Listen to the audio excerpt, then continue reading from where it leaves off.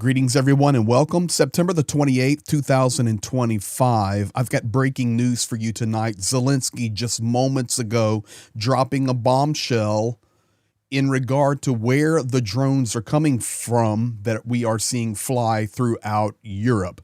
Now, this is on the heels of a massive strike on Ukraine. It's in Kyiv, it was in Zaporizhia, it was in Khmelnytsky region during the night. 4 killed, 90 wounded, and a lot of devastation right during the UN week where Lavrov is talking about peace. This is all you need to know. Now, Zelenskyy, I want to get straight to it. Thank you for being here. Thank you for liking, commenting, sharing, and subscribing. We appreciate each and every one of you. Now, Zelenskyy, in his evening address that lasted about 5 minutes, talked about the war, talked about the strike overnight, the upcoming meetings, arms and supplies that are coming.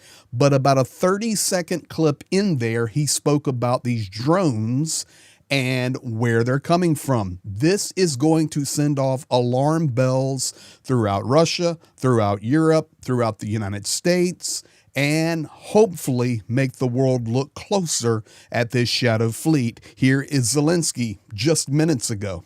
It is especially important that sanctions hit painfully at Russia's energy trade and the entire infrastructure of Russia's tanker fleet. Moreover, intelligence now indicates that the Russians are using tankers to launch and operate drones against European countries. Now, you have it right there. He says it point blank. Russians are using, intelligence is telling us, their shadow fleet, the oil tankers, especially the shadow fleet, to launch drones at European nations. Now, we have all been seeing over the last 7 to 10 days, basically each evening, there are drones somewhere flying over Europe. Now, this is not just some random person or blogger throwing out that, hey, the drones could be coming out of the oil tankers. No, this is the president of Ukraine, the commander-in-chief of the Ukrainian military, President Volodymyr Zelenskyy, saying, we have the intelligence. Russia is terrorizing Europe. I am sure if he is comfortable enough to spill the beans on that, there is a reason for that information being released tonight the way President Zelenskyy did. And this week, we for sure will see a response to that, and we'll have it for you straight away. Now, today, if we look a little closer, J.D. Vance on the Sunday news talk shows here in the United States, and he was speaking about a plethora of topics, but he did state that the U.S. authorities are discussing the possibility of supplying NATO Tomahawk missiles to be transferred to Kyiv. That final decision is up to Donald Trump, and we know that this is on the heels of a lot of news publications in mainstream media reporting that we're looking at about a $90 billion deal for weapons to Ukraine from the United States through NATO. We shall see, but Tomahawks are getting a lot more talk. For me, let's not talk about it, just get them there and do not say anything, because I remind you, you can look it up, in the year 2022, Tomahawk missiles were a red line for Vladimir Vladimirovich Putin, because it would give Ukraine the ability to strike deep, and it would be a very difficult situation for Russia in 2022. Think about how difficult it would be for them now with their air defenses in 2025. They can't even keep Belgorod defended. I'll show you that at the end of this update. But this Tomahawk potentiality is a big deal. And this could be why Zelenskyy is going ahead and spilling the beans on, we have the information. The drones throughout Europe are coming from the Russian oil tankers. Now, you may ask, I thought Tomahawks are launched from ships and submarines. They are, but they also have ground launching units in multiple platforms. Lukashenko today making statements. We're going to see that this drone topic, this false flag possibility, something's going to happen somewhere, and it's going to happen quickly. There's going to be a drone somewhere. Somebody's going to shoot it down. And I know that's very vague for you. I don't know if it's going to be Poland, Romania, Ukraine shooting it down as it heads into Poland.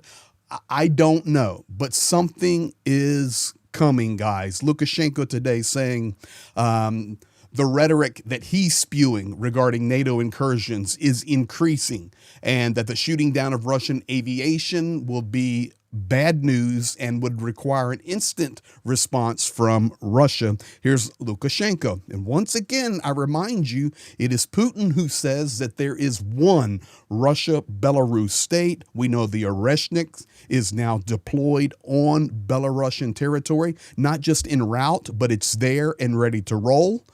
And it's seeming that Putin is using Lukashenko as kind of another party to spew information from the Kremlin. Here it is, Lukashenko, just a little while ago. You know, anyone can talk and start any kind of schemes in the public space, but when it comes to action, you will then see how they shoot down and what they shoot down. Well, let's say it's over the Bielizhova forest. I fly there often. It's right on the border with Poland. Are they going to shoot down the president's helicopter or some military helicopter escorting it? The response will be instant if they do. They worry and scare us with an attack on a NATO country. That means they will defend themselves and almost attack us. And what, are we going to, excuse me, just sit around and do nothing? That's why this is such a bold statement. What they said is that they will shoot down. Well, then let them try and shoot down. Or something Russian is shot down over Kaliningrad. Well, we will have to, God forbid, then fight with everything that we've got. So, as they say in Russia, with everything we've got, is that necessary? No. So I think they will calm down and talk. So, of course, pushing the envelope, we will strike. We will not sit here. We will strike with everything that we've got. So I think that NATO and Europe, well, they'll calm down. They'll back down. I'm not too sure about that. Now, here is another layer as we are closing out this Sunday and beginning the week on Monday tomorrow. It's going to be a crazy week, I'm telling you right now, and there's no way to predict what's going to happen. But a lot of statements, many statements have been made today, and Mark Rutte is also in on the statement making, and he is approaching it from a different perspective. He's speaking at the American Military Academy, and he says, we are facing a network of capitals that together are a strong force against us. Moscow, Beijing, Pyongyang, and Tehran. So, of course, Russia, China, North Korea, Iran. But we are stronger together, the EU and the United States. He's speaking there at the United States Military Academy. Here is Rutte. We are in an age of confrontation. This is confrontation we did not seek. It was contrived in capitals working to undermine us. Moscow, Beijing, Pyongyang, and Tehran. Russia has brought war back to Europe and has teamed up with China, North Korea, and Iran to expand their capabilities and their ability to exert influence. But history shows that North America and Europe working together is a winning combination. Our adversaries know this. Our enduring commitment to NATO's Article 5, that an attack on one is an attack on all, sends a powerful message. So you can hear Rutte there speaking directly. An attack on one is an attack on all. We're stronger, but we can see that these capitals, these nations are take two.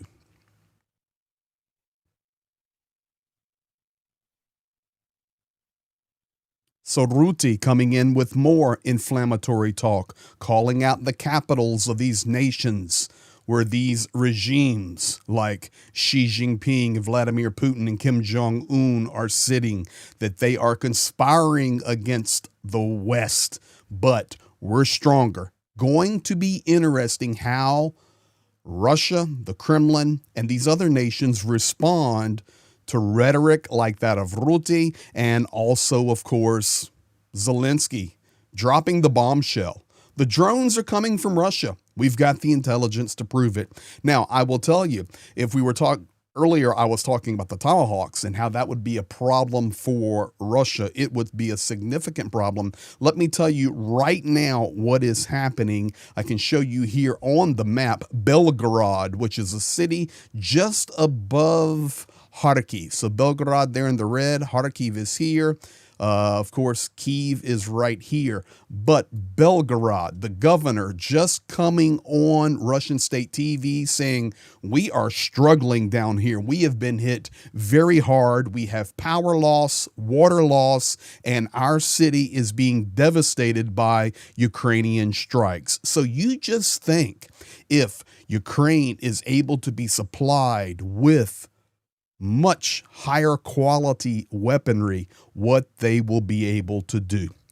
Ladies and gentlemen, we definitely enter another chapter today, especially in regard to the drones over Europe, the false flag events that may or may not happen, and what will unfold with weapons coming to Ukraine. So thank you for being here. Thank you for liking, commenting, sharing, subscribing. We appreciate all of you, and we'll be back at you very soon.